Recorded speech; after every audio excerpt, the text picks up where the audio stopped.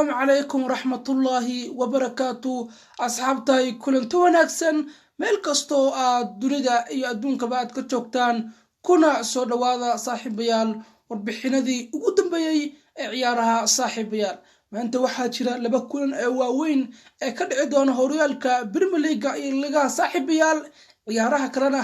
saaxiib dib ayaan u dhigan doonaa wararkooda laakiin waxaan hadir diirada aan saari doonaa labada kulan ee isha lagu hayo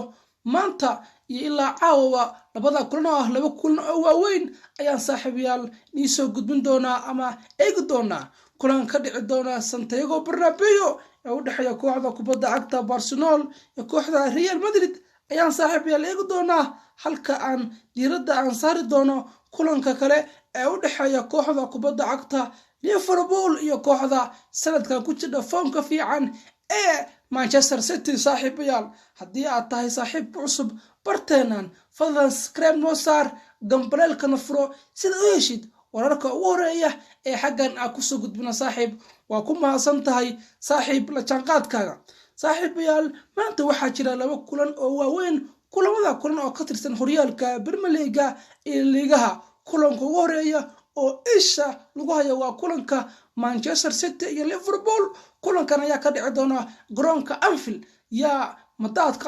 dadka miyaa qaadi doona kooxda kubadda cagta Manchester City mise waxa dhagaha lagu sii dhifan doonaa sidii isbuucii hore kooxda Arsenal ay dhagaha u soo dhifatay kooxda u hogaamiyo Toby Klopp ee Liverpool ayadoo joogto bilankeeda laakiin dad badan waxay og yihiin kooxda Manchester City inaysan waqti dheer ku badin garoonka Anfield guulna aysan kala soo kulmin laakiin waxa hadeertaan ka duwan tahay kuwii hore maadaama kooxda Manchester City ay aad iyo aad u adag tahay sanadkan maadaama ay haysato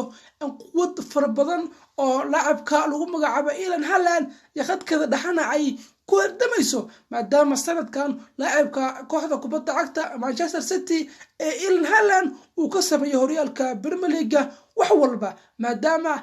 sideed kulan dhalay uu ka dhashay 14 gool halka uu dhammaan koobka u haysto koobka qaaradda Yurub dhan u haysto koob ku dhow 19 gool marka saaxiibayaal foomka fiican ay ku jiro kooxda kubadda cagta Manchester City iyo khalalaasaha iyo dhibaatada ka soo wajahaya kooxda Liverpool ciyaaraheeda leeyahay horyaalka Premier League ee Champions League oo walaac iyo maskax xanuun ku soo abuuraya jamaahirta kooxda kubadda cagta Liverpool miyaa sii kordhi doona mise kooxda Liverpool waxay noqonaysaa haliyada celiya haliyada joojiya haliyada birta iyo dhagaxa ku noqda kooxda kubadda cagta Manchester City dhagahana ku dhufta Pep Guardiola iyo xirtiisa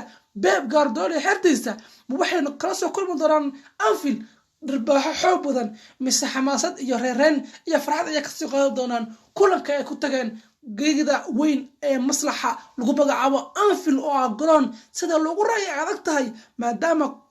jamaahirta Liverpool ay tahay jamaahir aad u xamaasad badan waana jamaahirta ugu mayalka adag dhammaan qaaradda Yurub maadaama foox iyo qaylo ay ku waalayaan naadiga ka soo jeeda naadigooda ee Liverpool saaxiibayaal kulankan ayaa wuxuu noqon doonaa kulan weyn wuxuu noqon doonaa haddii Manchester City dhagaha lagu dhufto inay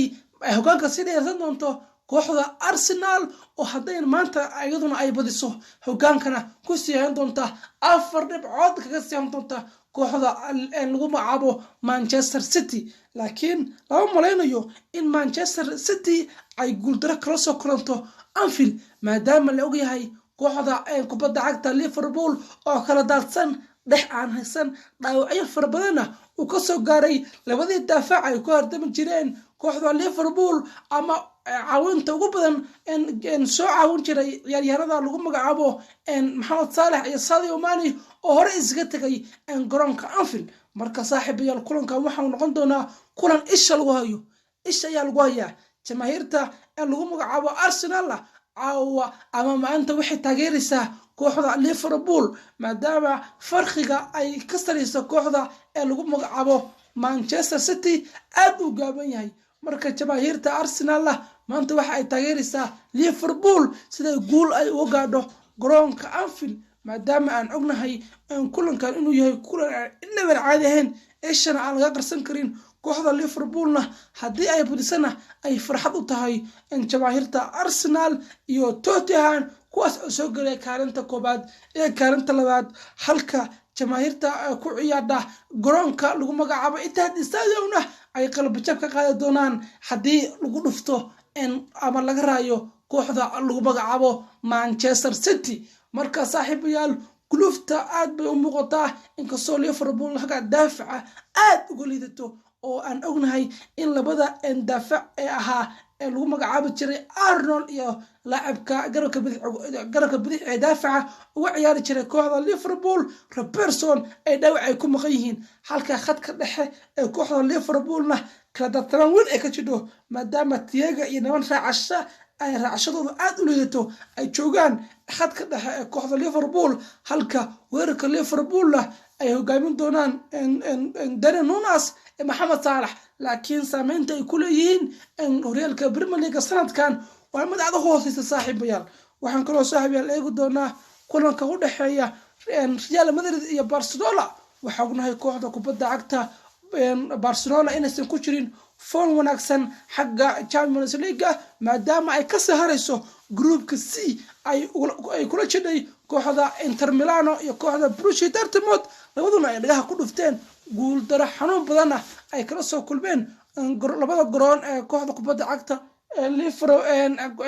Bayern Munich iyo kooxda lagu magacaabo Inter Milan marka saaxiibayaal waxaad moodaysaa in kooxda lagu magacaabo Barcelona uu hogaamiyo haleegii hore ee Barcelona iyo xulka Spain Xavi Hernandez ay madax wareer iyo madax xanuun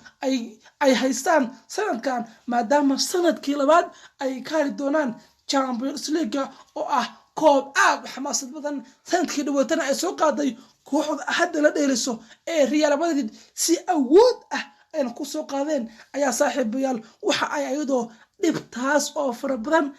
haysta kooxda Barcelona ay iskeeni doontaa galabta garoonka Santiago Bernabeu ay ku dhasho kooxda Real Madrid oo sanadkan ku jira foon aad u fiican maadaama hal kulan aan laga rayn kooxda kubadda cagta ee lagu magacaabo Real Madrid uu hogaamiyo tababare Ancelotti marka saaxiibayaal kulankan waa kulan weyn waa kulanka ugu weyn adduunka oo dhan maadaama kulankan magac gaar ah loo bixiyay waa El Clasico waa labada kooxood ugu waaweyn horyaalka ligaha iyo dhammaan qaaradda Yurub kulankan waa kulan aad isku xamaasadeeyo oo maadaama labadan kooxood waxa dab weyn ku sishadaya kulankooda galabta in ay isku jiraan farqi yar oo goolasha u dhaxayso kooxda